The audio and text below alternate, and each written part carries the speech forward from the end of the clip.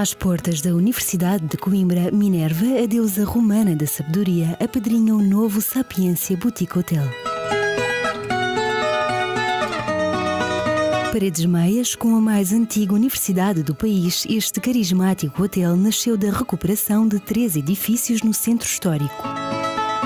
Inaugurada no verão, a unidade hoteleira olha para o futuro sem esquecer as heranças patrimoniais e culturais.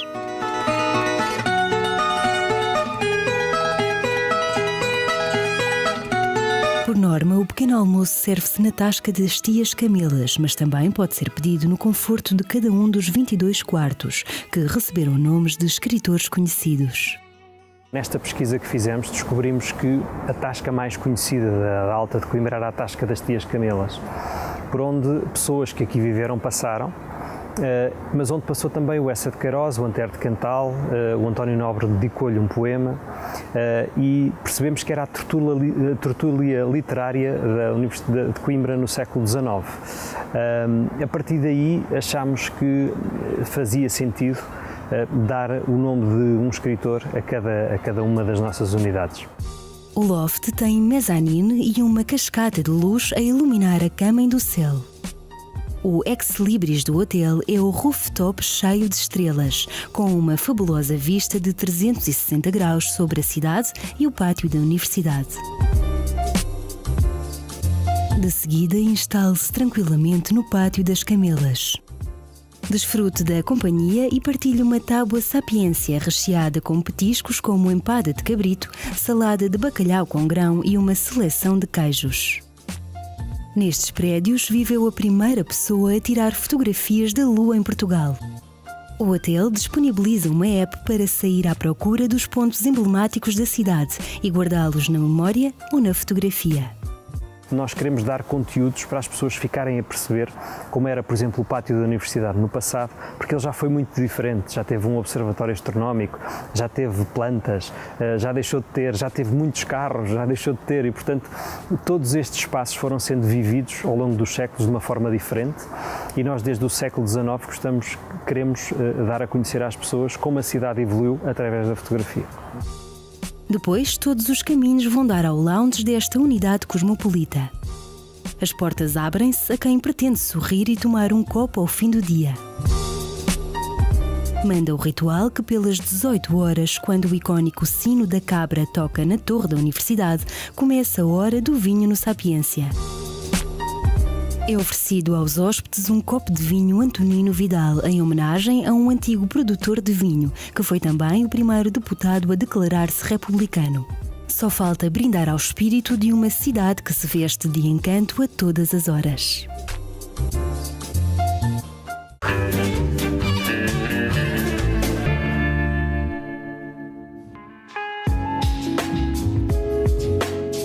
O Rio Mondego serve de fio condutor para belos passeios na cidade dos estudantes.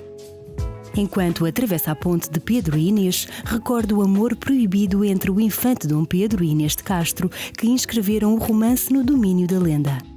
Na outra margem, continua a desvendar as surpresas do Parque Verde. Suba até ao Jardim Botânico da Universidade de Coimbra, com coleções de plantas de todo o mundo. Observa a natureza entre alamedas, fontanários românticos e uma grande variedade de espécies.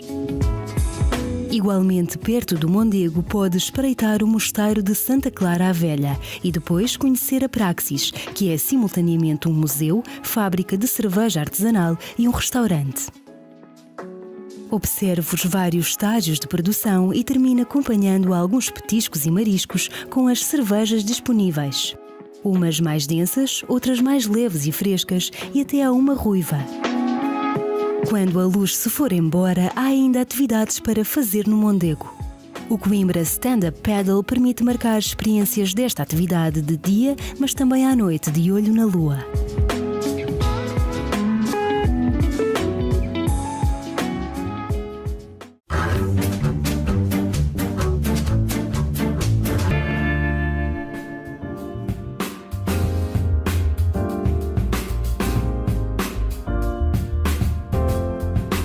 Só abre à noite quando as ruelas do centro histórico de Coimbra se iluminam. Discreto e apenas com alguns meses de existência, o Armazém Vilaça é um dos mais promissores restaurantes da cidade, de serviço familiar e gastronomia que desafia a corrente. O antigo armazém de medicamentos da histórica Farmácia Vilaça, que remonta ao início do século XX, guardava muitos objetos de farmácia em desuso, até que Amadeu Carvalho o transformou num restaurante-museu decorado com o espólio. Desde os frascos às balanças, reservatórios para condicionar pomadas, rótulos existem imensos que ainda não estão particularmente expostos.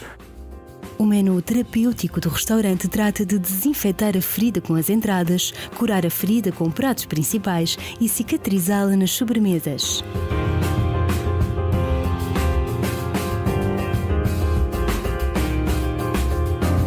O objetivo é fazer de cada refeição uma experiência diferente.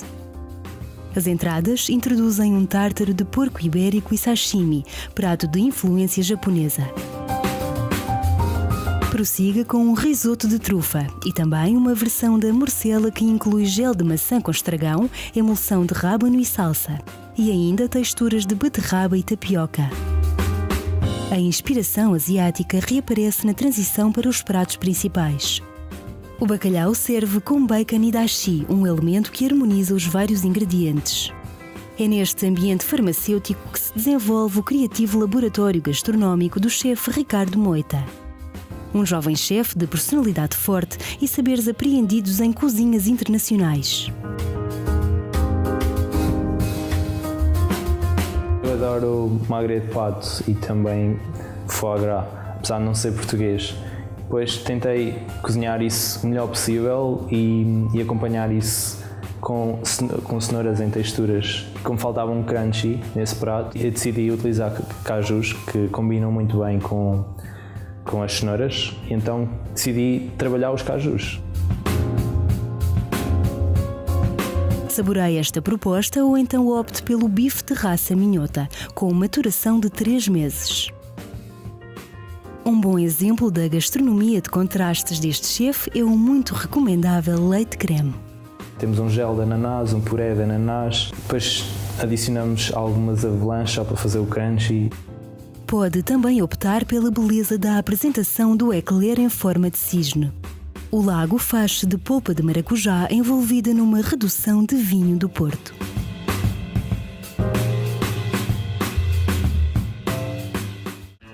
Guia Tascas e Petiscos, com mais de 350 sugestões para conhecer de norte a sul. A partir de dia 18 de novembro, nos locais de venda habituais.